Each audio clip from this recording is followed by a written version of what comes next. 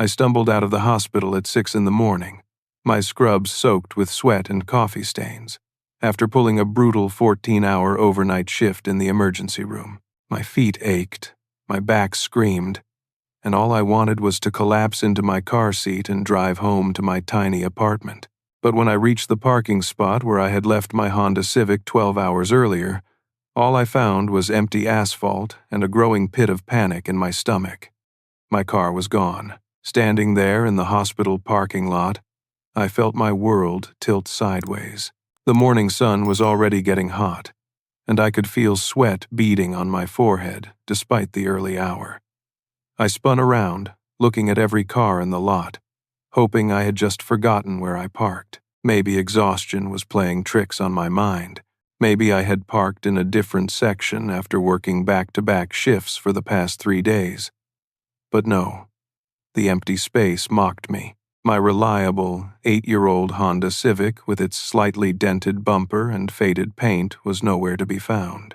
The same car I had saved every penny to buy during my second year of medical school. The car that had never let me down, that got me through countless late-night study sessions, clinical rotations, and now my residency at the hospital. My hands shook as I pulled out my phone to call 911.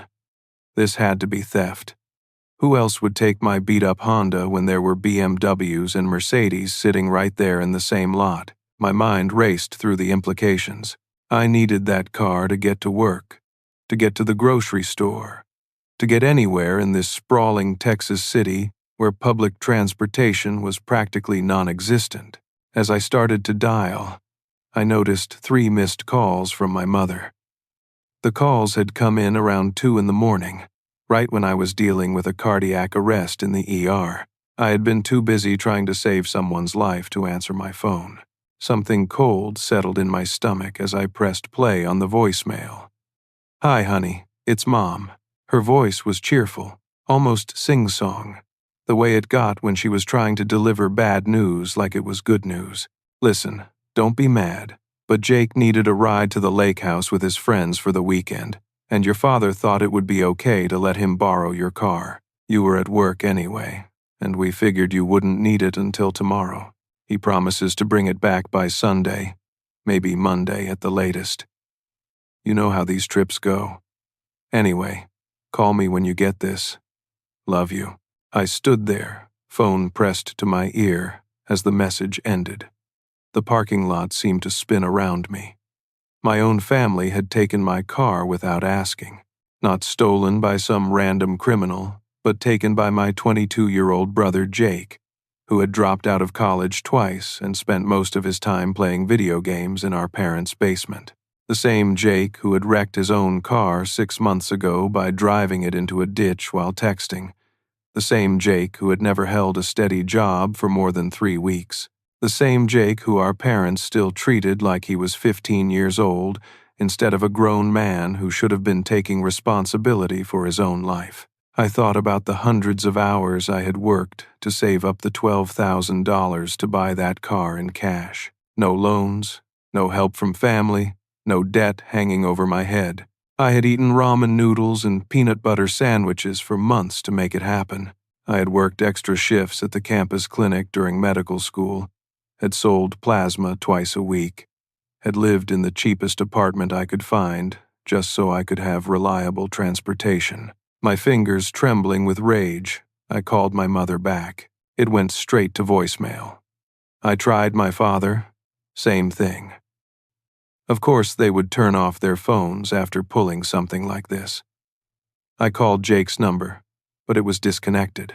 Apparently, he had forgotten to pay his phone bill again, which was probably why my parents had to coordinate this whole thing through their phones instead of him asking me directly. Not that he would have asked. Jake had never asked for anything in his life. He just expected it to be given to him, and our parents had spent the last 22 years making sure that expectation was met. I stood there in that parking lot, still wearing my wrinkled scrubs, and felt something crack inside my chest. This was not just about a car. This was about years of being the responsible one, the one who worked hard, the one who made sacrifices, while Jake got everything handed to him without consequence. The Uber I had to call cost me $43. $43 I had budgeted for groceries that week. As I sat in the back seat of a stranger's car, watching the city pass by through windows that should have been my own, I felt the first real stirring of something I had never allowed myself to feel toward my family before. Pure, undiluted anger. I made it to my apartment and tried to sleep, but my mind would not shut off. Every time I closed my eyes, I saw that empty parking space.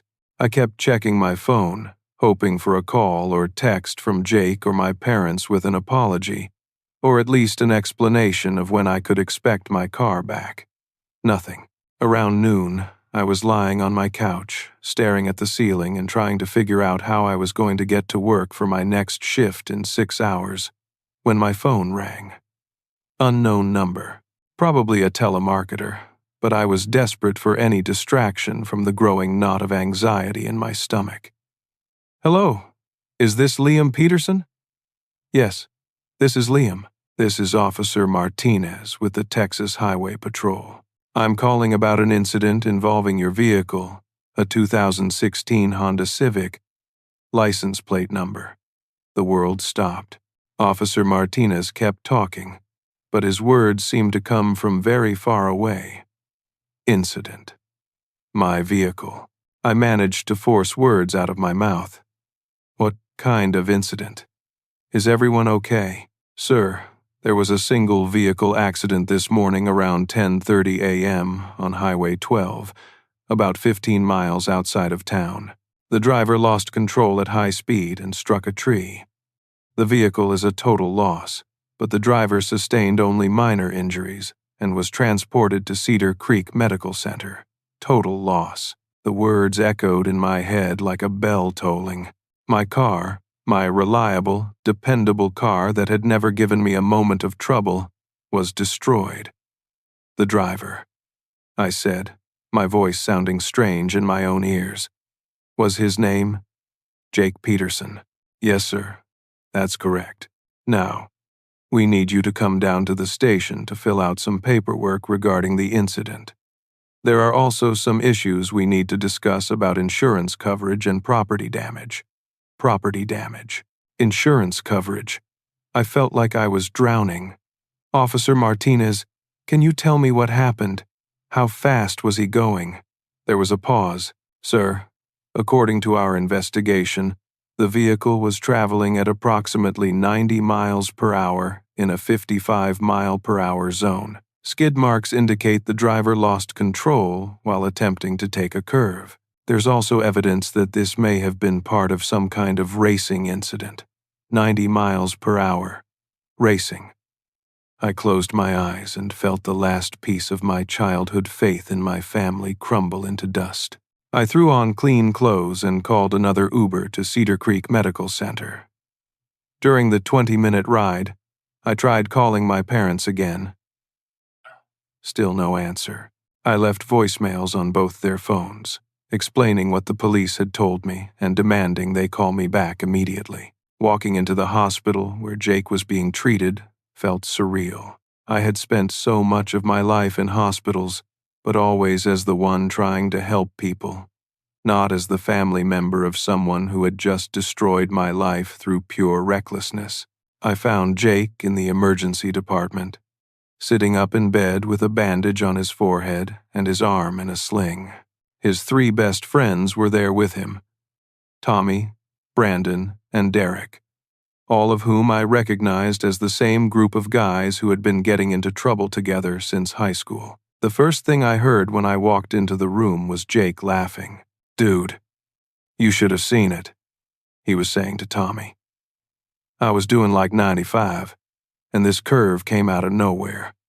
The car just flew off the road like something out of a movie. I'm lucky to be alive, he was bragging.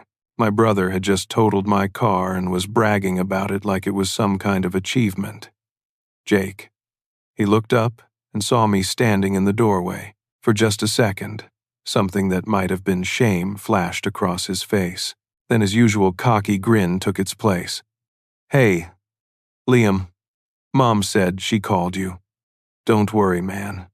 It's not as bad as it looks. Not as bad as it looks. I stepped into the room, and his friend suddenly found the floor very interesting.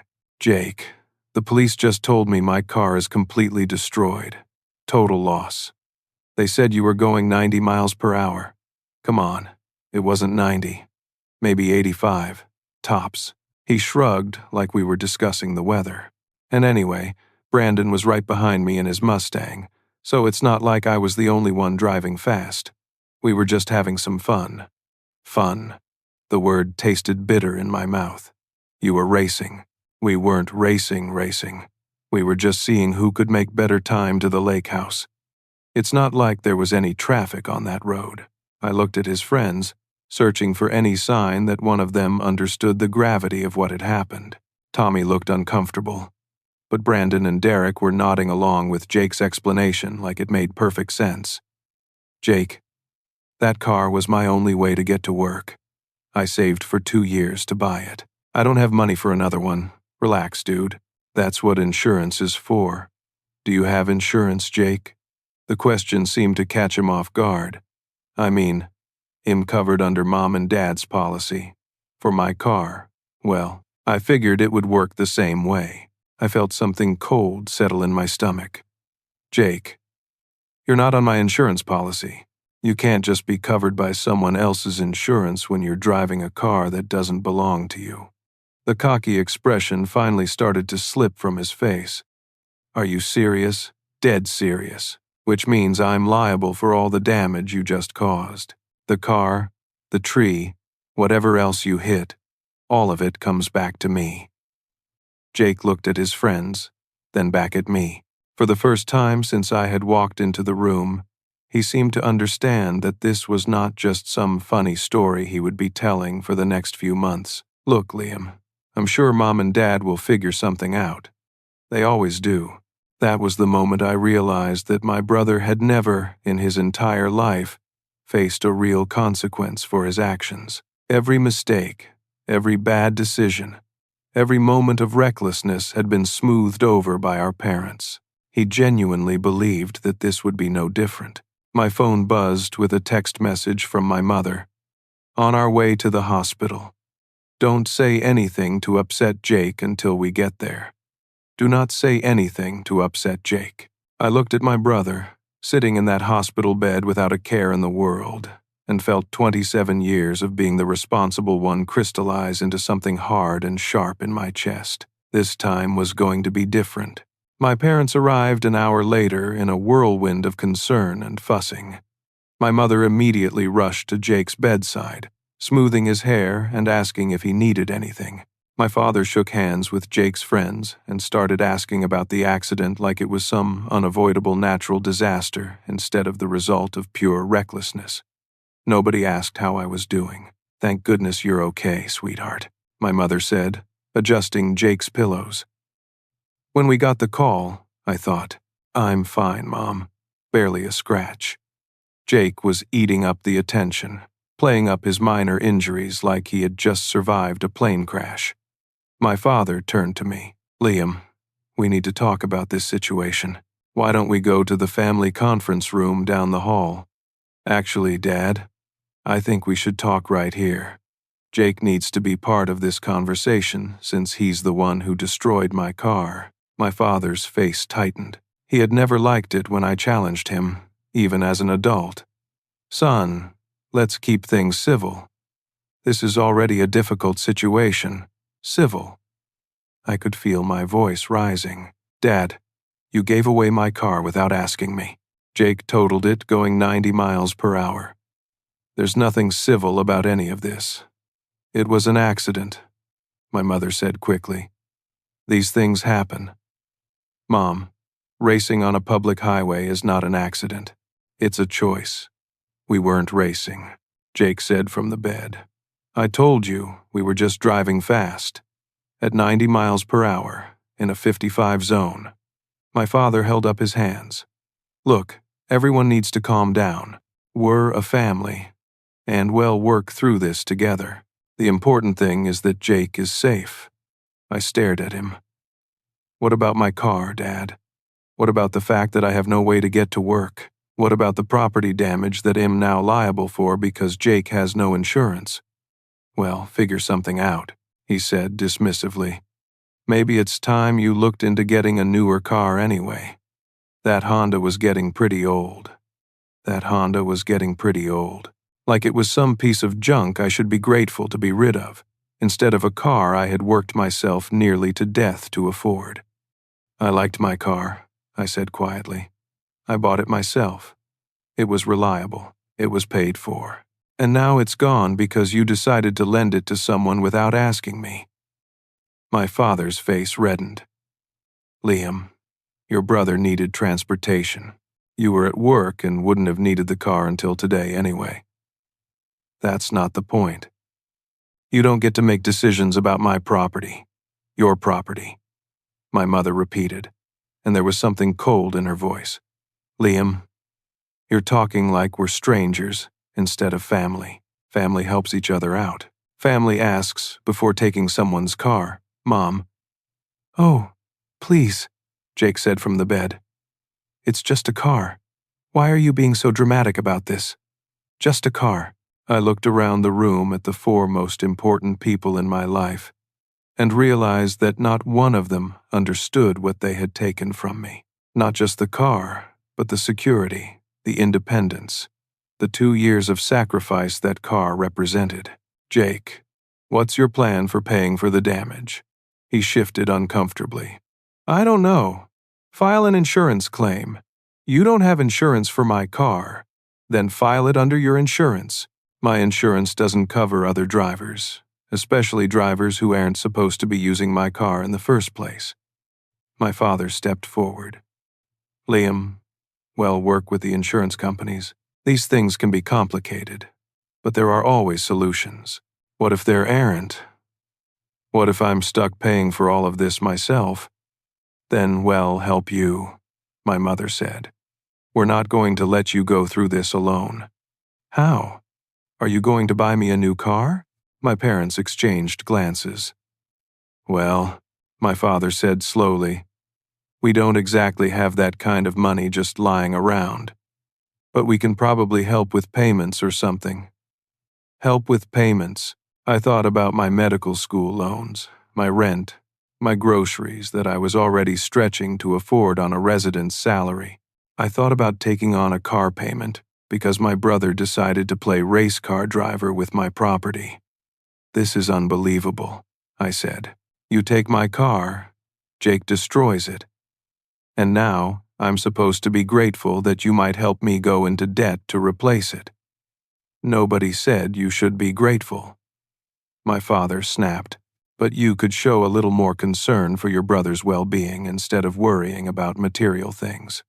Material things. My car, my financial security, my ability to get to work and make a living were just material things. That's when my phone buzzed with a group text message.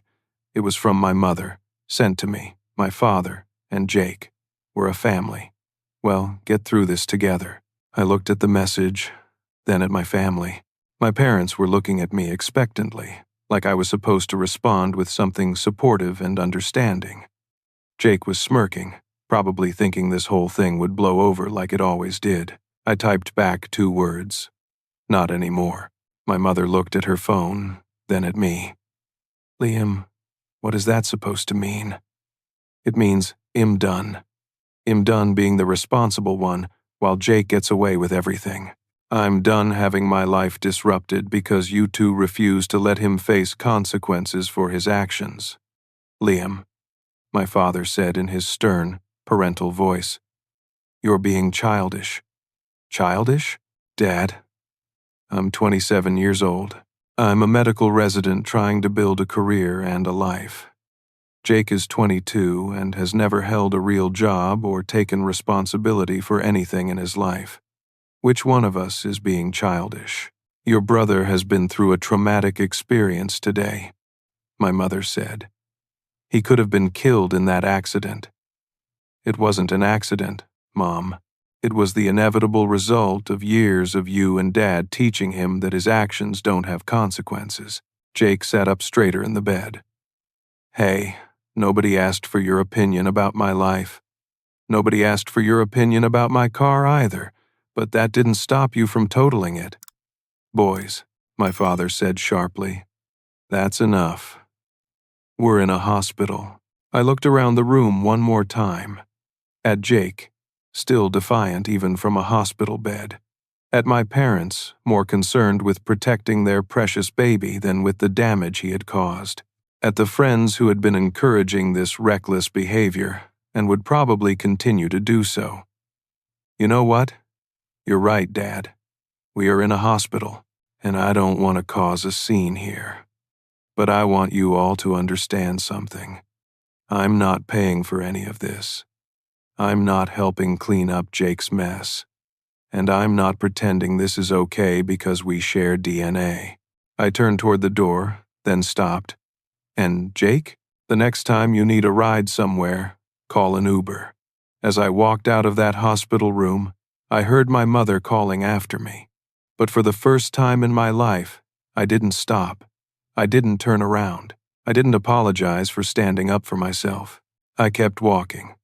The next morning, I met with my insurance agent, Sandra Walsh, in her small office downtown. I had taken another expensive Uber ride, and the cost was starting to add up in ways that made my stomach hurt. Sandra was a middle-aged woman who had been handling my car insurance for 3 years. She had always been straightforward with me, which I appreciated. Today, her expression was particularly serious. Liam, I've reviewed your policy and the police report from the accident. I'm afraid I have some difficult news.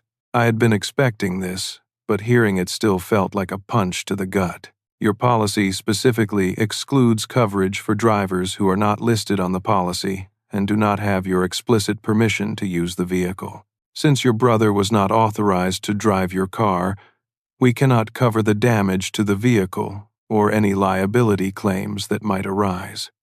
What kind of liability claims? Sandra pulled out a folder and spread several documents across her desk. Well, there's the tree that was damaged, which belongs to the county. There's also significant damage to underground utility lines that your brother's vehicle severed when it left the roadway. The utility company has already filed a claim. She pointed to a document with numbers that made my vision blur. The current estimate for property damage is just over $21,000. That doesn't include the value of your vehicle, which we estimated at about $8,000. $21,000. I made $35,000 a year as a medical resident. After taxes, student loan payments, rent, and basic living expenses, I barely had $500 left each month. Sandra, there has to be something we can do. Some kind of appeal process or... I'm sorry, Liam.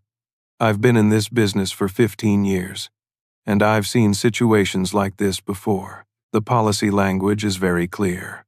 If we started covering unauthorized drivers, it would be impossible to assess risk properly. I sat back in the uncomfortable chair and tried to process what she was telling me. Not only had I lost my car, but I was now facing a debt that would take me years to pay off. What happens if I can't pay? The utility company and the county will likely pursue collection through the courts. They could garnish your wages, place liens on any property you own, and it will severely damage your credit score. My credit score. I thought about how that would affect my ability to rent apartments, get loans, maybe even future employment. Some medical institutions ran credit checks on their residents. There is one possibility, Sandra said carefully. If you can prove that your brother was under the influence of alcohol or drugs at the time of the accident, it might be considered a criminal act, which could change how the insurance companies handle the claims. Was he tested? According to the police report, he was. His blood alcohol level was 0.06, which is below the legal limit but indicates he had been drinking. I left Sandra's office feeling like I was walking underwater. Everything seemed distorted and far away. I called my supervisor at the hospital and explained that I was dealing with a family emergency and might need to adjust my schedule to handle legal issues. Dr. Patricia Chen was understanding, but concerned. Liam, I hope you know that personal issues can't interfere with patient care. If you need time off to handle this situation, we can arrange that. But you'll need to use your vacation days. Vacation days I had been saving to visit my college roommate's wedding in California. More plans dissolving because of Jake's recklessness. Over the next few days, I tried repeatedly to reach my parents. They had turned their phones back on, but they weren't returning my calls. When I finally got my mother on the phone, her tone was cold. Liam, I don't understand why you're making this so complicated. Jake made a mistake, but that's what families do. They support each other through difficult times. Mom, I'm facing $21,000 in debt because of Jake's mistake. How exactly are you and Dad planning to support me through this? Well, we can probably help with some of the payments, maybe $50 a month or something. $50 a month. At that rate, it would take me 35 years to pay off Jake's damage. What about Jake?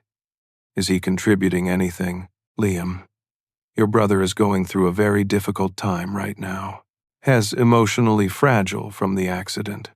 His therapist says that putting too much pressure on him could cause a setback.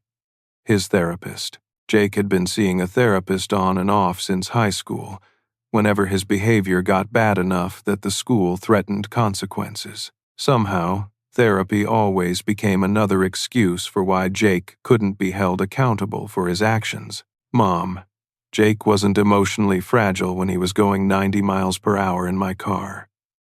That's a very hurtful thing to say, Liam. I thought we raised you to be more compassionate than that. More compassionate. I was working 14-hour shifts trying to save people's lives, and I was the one who needed to be more compassionate. I started getting calls from the utility company and the county's legal department, professional, polite calls explaining my liability and their expectations for payment. I had to hire an attorney, which cost me another $1,500 I didn't have. My lawyer, David Martinez, was a calm, experienced man who specialized in personal injury and liability cases. He reviewed all the documents and gave me his assessment. Liam, the reality is that you're legally responsible for this debt. However, there may be some opportunities to pursue your brother for reimbursement through civil court. Would that actually work? Probably not. If your brother has no assets and no steady income, winning a judgment against him doesn't really help you. You can't get blood from a stone. That evening, I was sitting in my apartment, eating a peanut butter sandwich for dinner because I couldn't afford groceries, when my phone buzzed with a notification from Instagram. Jake had posted a video. In the video, he was laughing with his friends, apparently at some kind of party. The caption read, "Epic weekend at the lake house. Almost didn't make it back alive, LOL. Sometimes you gotta live life on the edge." He had turned my financial ruin into a funny story for social media. I screenshot the video and sent it to my lawyer. If Jake wanted to treat this like a joke, maybe it was time to see how funny he found a courtroom. David Martinez called me 3 days later with news that changed everything. Liam, I've been investigating your brother's accident more thoroughly, and I've found some things I think you need to know about. I was sitting in the hospital break room during a short break between patients, exhausted and running on my 4th cup of coffee that day. What kind of things? Well, first, I pulled the complete police report, including witness statements. There were 2 other people who saw the accident, and their accounts are different from what your brother told the police. David paused, and I could hear papers rustling on his end. According to these witnesses, your brother and his friend Brandon were definitely racing, not just driving fast, but actively trying to outrun each other. One witness said they saw the 2 cars speeding for about 5 miles before the crash, with your brother passing Brandon multiple times. My stomach clenched. What else? I also requested the security footage from a gas station about 10 miles from the crash site. The timestamp shows your brother and his friends stopped there about 2 hours before the accident. In the video, you can clearly see them drinking beer in the parking lot, but his blood alcohol was below the legal limit. Yes, but that doesn't mean he wasn't impaired. And more importantly, the video shows your brother texting while he's drinking. I had the cell phone records pulled, and guess what? He sent 3 text messages within 5 minutes of the crash, texting while driving 90 miles per hour. I felt sick. David, if Jake was texting and drinking and racing, doesn't that change the insurance situation? It might. Reckless driving, especially with evidence of racing and distracted driving, could potentially void the policy exclusions. But there's something else you need to know. I waited, not sure I wanted to hear what came next. I did some digging into your brother's history. Liam, this isn't his first accident. Has had 2 previous incidents that were apparently handled quietly by your parents. What do you mean? 2 years ago, he rear-ended someone at a red light while texting. Your parents paid the damages out of pocket to avoid an insurance claim. Last year, he sideswiped a parked car outside a bar and left the scene. The owner tracked him down through his license plate. And again, your parents paid for the repairs. I sat there in the break room, trying to process this information. My parents had been covering up Jake's reckless driving for years. They had been enabling him to become a danger to himself and everyone else on the road. There's one more thing, David said. I found the bank records for the payments your parents made for those previous accidents. Do you remember having a college fund that your parents were supposed to be saving for your medical school expenses? Yeah. They told me they had to use it for some kind of financial emergency a few years ago. Why? The dates match up, Liam. Your parents used money from your college fund to pay for Jake's previous accidents.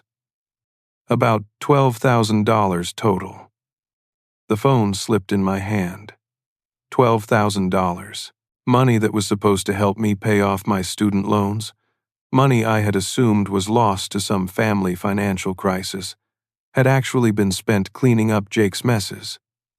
Are you absolutely sure about this? The bank records are clear.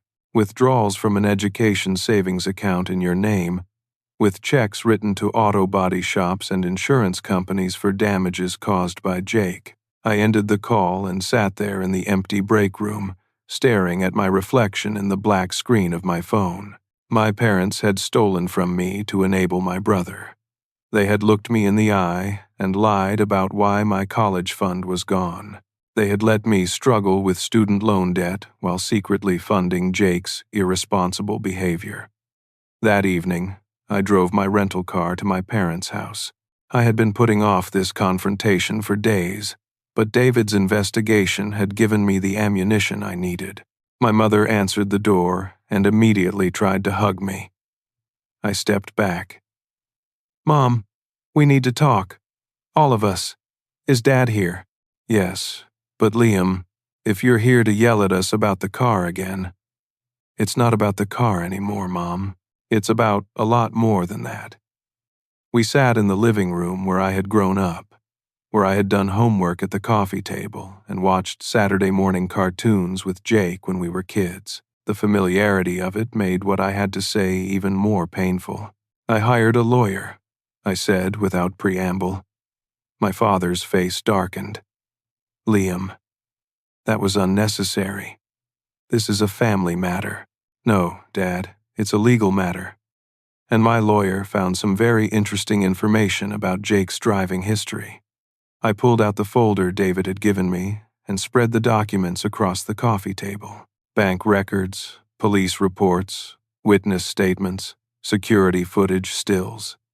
Jake has been in 3 accidents in 2 years. You've been covering them up and paying for the damage, and you used my college fund to do it. The silence in the room was deafening. My mother looked at the bank records, and I watched the color drain from her face. Liam, my father said slowly, we can explain. Can you? Can you explain why you lied to me about where my college money went? Can you explain why you've been enabling Jake to be a danger to innocent people? Can you explain why you thought it was okay to steal from one son to protect the other? My mother started crying. We were trying to protect both of you. If Jake had gotten in trouble with the law, it would have ruined his future. What future, Mom? He doesn't have a job. Has dropped out of college twice. He has no direction and no sense of responsibility. You haven't protected his future. You've guaranteed that he doesn't have one. My father stood up, his face red with anger. Don't you dare lecture us about parenting. Liam, we did the best we could with a difficult situation. The best you could, Dad. You created this situation.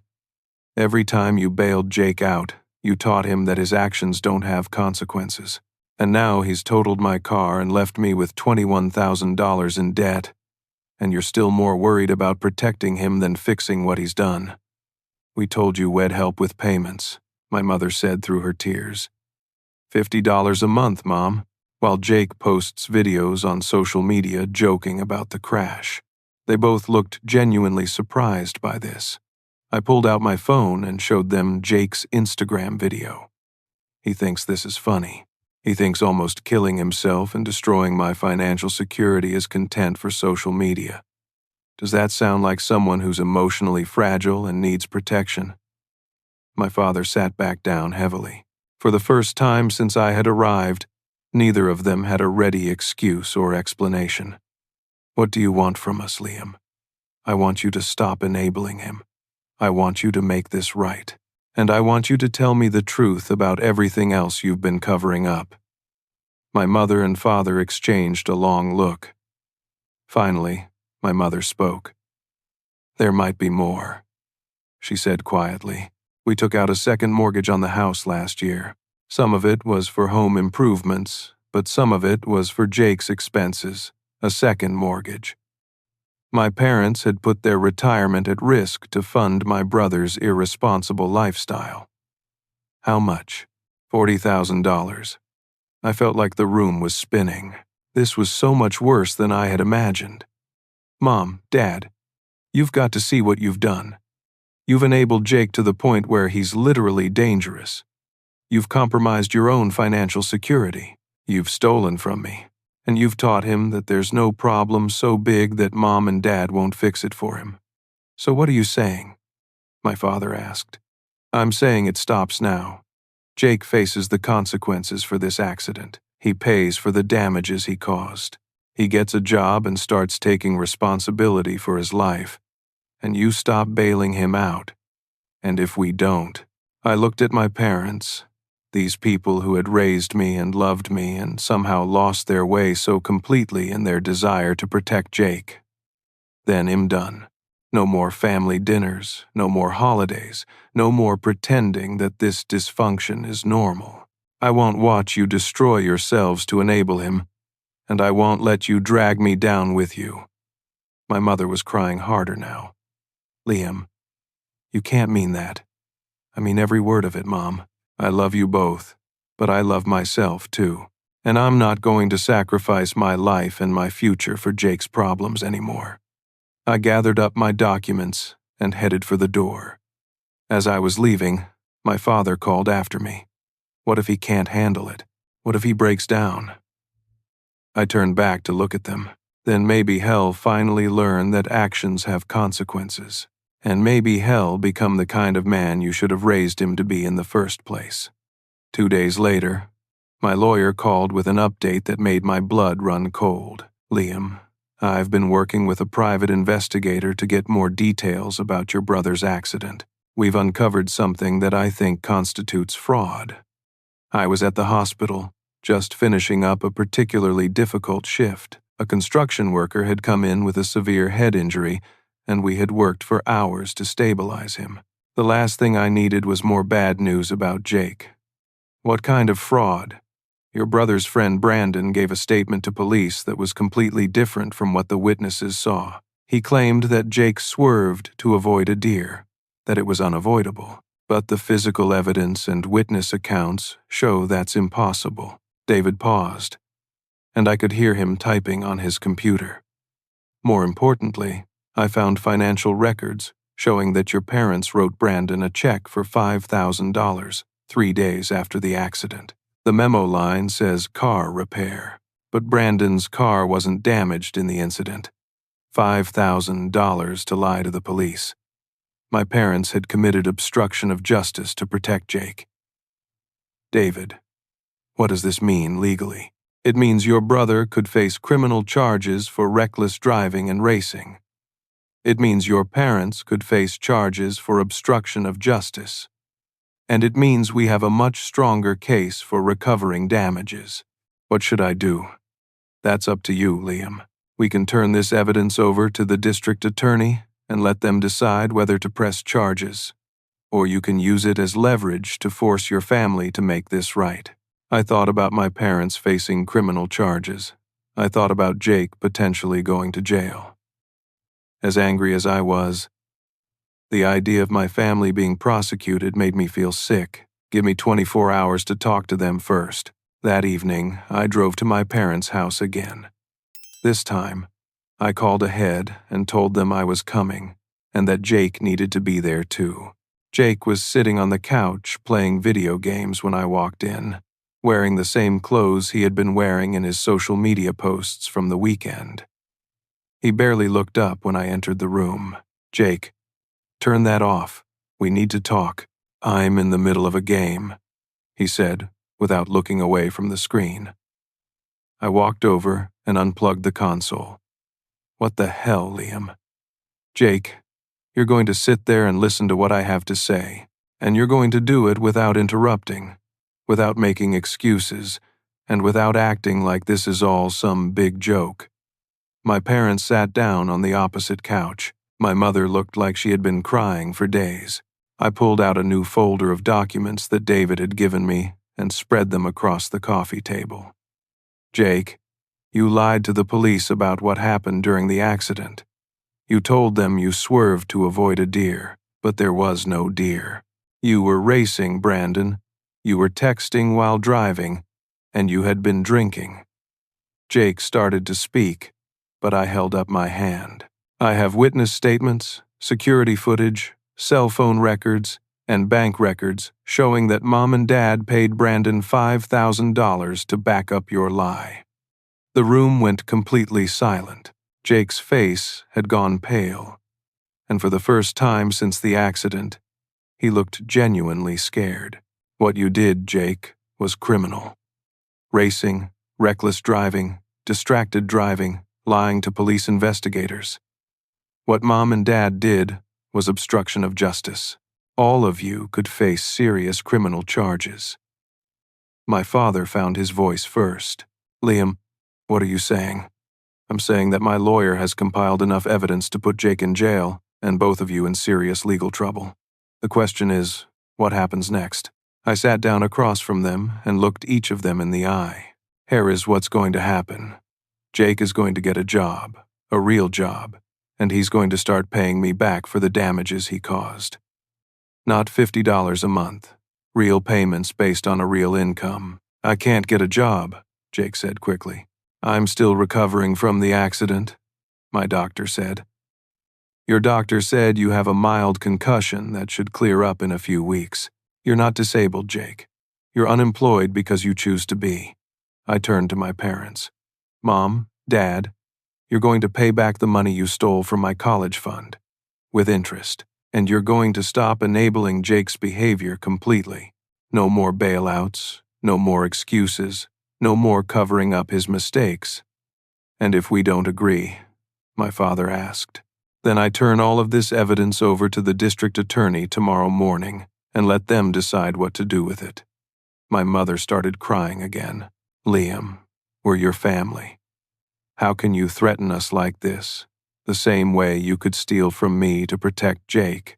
The same way you could look me in the eye and lie about where my college money went. The same way you could let me take on $21,000 in debt for something I didn't do. Jake suddenly stood up from the couch. This is bullshit. You're trying to destroy our family over a stupid car. Sit down, Jake. No. I'm sick of you acting like you're better than everyone else just because you're a doctor. Newsflash, Liam.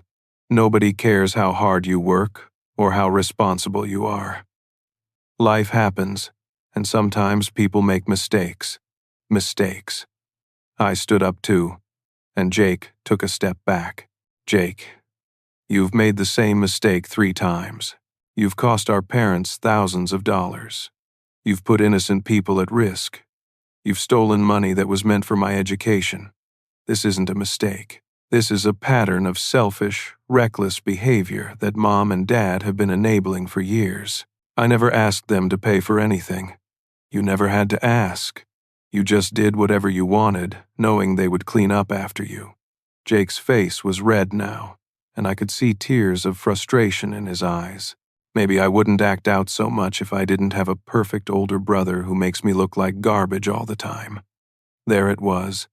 The truth I had suspected for years, but never wanted to admit. So this is about jealousy? You totaled my car because you're jealous of me. You want to know the truth, Jake was shouting now. Yeah, I drove fast on purpose. I wanted to see how fast your stupid car could go. I wanted to do something that mattered, that people would remember, instead of just being the screw-up little brother who never does anything right. The room fell completely silent. Jake had just admitted that he had crashed my car intentionally. My parents were staring at him in shock. Finally, they were seeing their youngest son for who he really was. Jake, my mother whispered, you could have been killed. So what?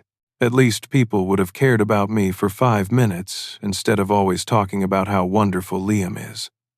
That's when someone started knocking on the front door.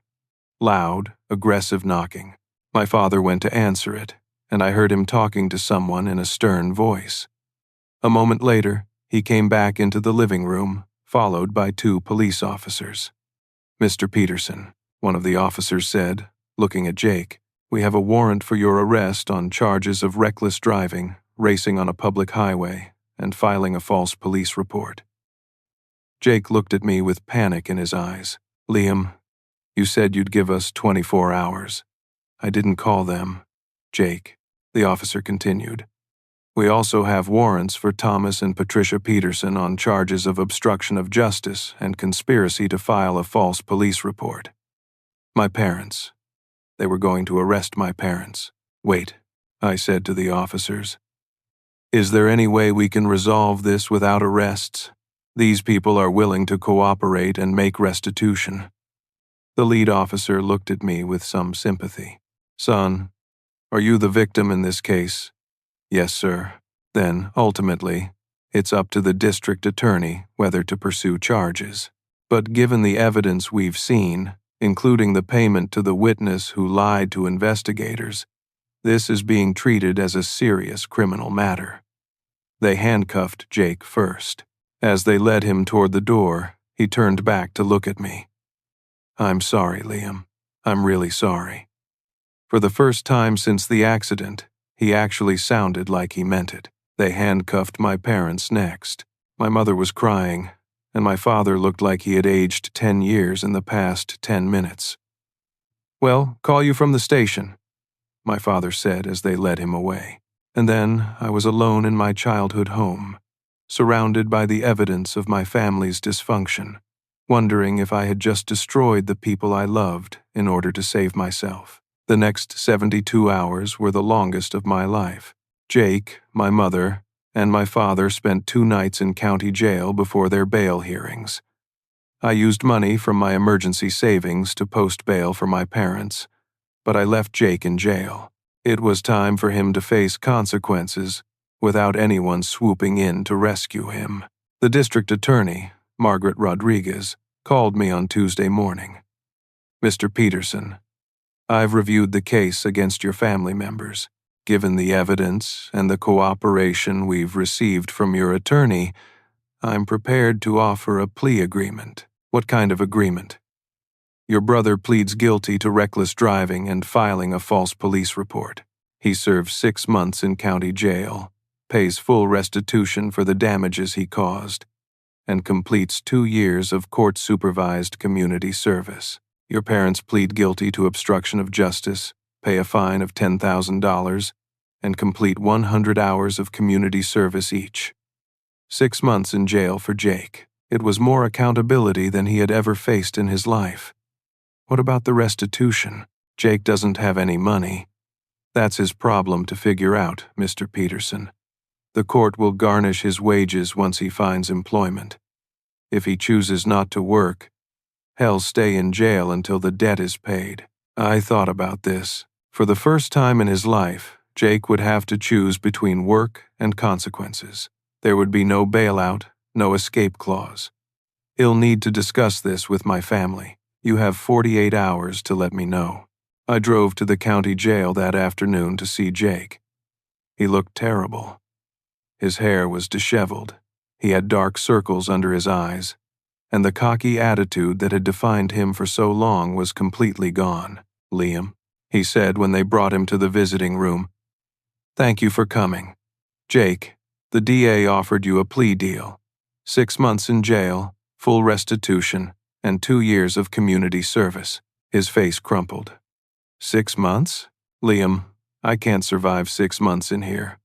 Then you should have thought about that before you decided to race my car at 90 miles per hour. I know I screwed up, but please, there has to be another way. I looked at my little brother, really looked at him, maybe for the first time in years, without the protection of our parents, without the safety net he had always taken for granted. He looked young and scared and completely lost. "Jake, there is another way. You can choose to take responsibility for what you've done. You can choose to get a job and start paying for the damage you caused. You can choose to grow up." How? I don't know how to do any of that stuff. I've never had to. That's exactly the problem. Mom and Dad never made you learn. But it's not too late. I spent an hour with Jake, explaining the plea agreement and what it would mean. For the first time in our adult lives, we had a real conversation about his choices and their consequences. "If I take the deal," he said finally, "will you help me figure out how to get a job when I get out?" "Jake, he'll help you with anything, as long as you're genuinely committed to changing your life." He nodded, tears in his eyes. "I want to change, Liam. I'm tired of being the screw-up. I'm tired of disappointing everyone, including myself." I met with my parents the next day. They had aged years in just a few days. The reality of potentially facing criminal prosecution had shattered their illusions about the situation they had created. "We've been talking," my mother said, "about everything you said, about how we've handled things with Jake.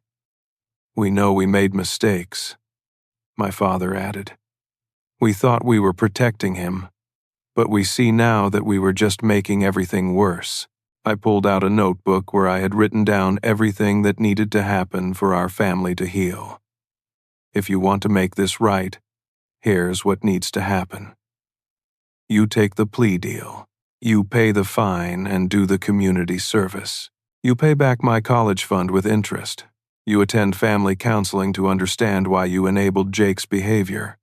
And you stop giving Jake money or bailing him out of problems, ever." My mother nodded. "What about the restitution Jake owes you?" "Jake pays that himself, with money he earns from a real job. If it takes him 5 years, so be it. The point is that he pays it. And if we agree to all of this, then we rebuild our family relationships on a foundation of honesty and accountability, instead of enabling and denial." My parents looked at each other and nodded. "Well, do it," my father said. "All of it." The plea hearings took place the following week.